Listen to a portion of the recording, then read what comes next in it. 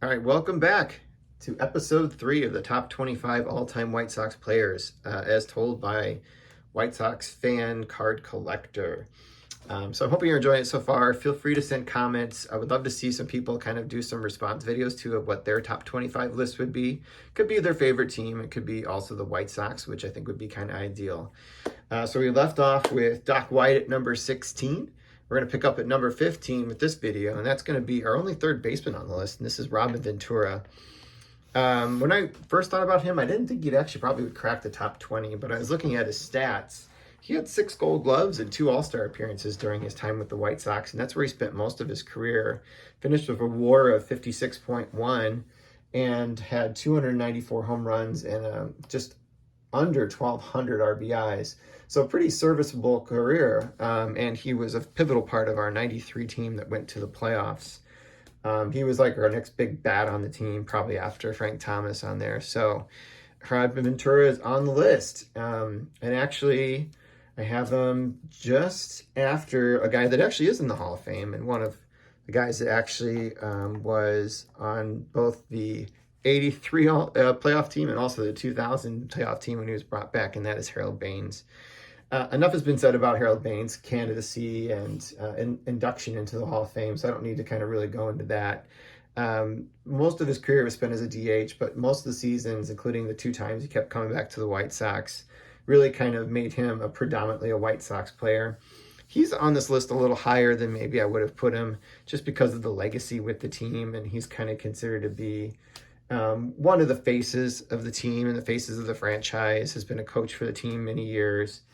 He's a guy that also has, 2,866 hits, 384 home runs, and he's driven in 1,628 RBIs. Yes, his WAR is not that flattering for him, but those are still some pretty good career numbers. Is it Hall of Fame worthy? I don't know. I mean, that's not really my decision. I'm glad he's in there. So I included him definitely on our list because he's definitely in the short list of all-time great White Sox, and a list wouldn't be complete without him. So he's holding the 14th spot on my list.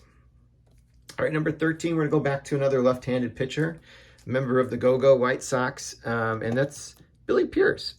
He pitched most of his career with the White Sox.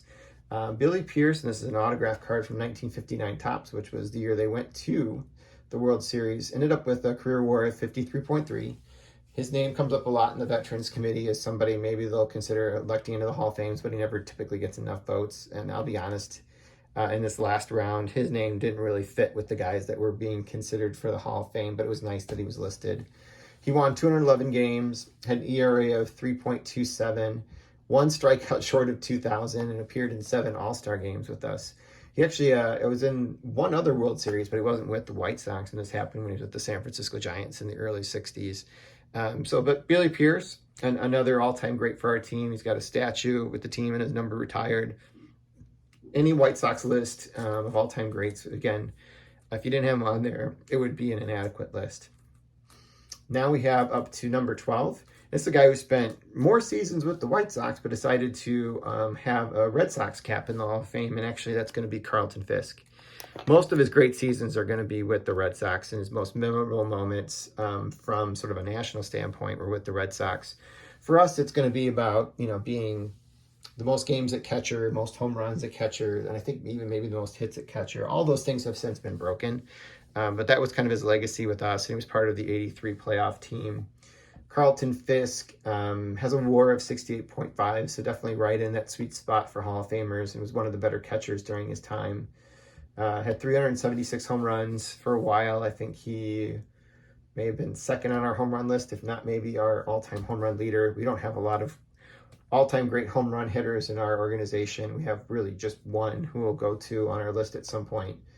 Carlton Fisk was a tough-as-nails kind of guy. Rookie of the year when he was with the Red Sox, appeared in 11 All-Star games, and that's kind of split between both his time with the White Sox and the Red Sox.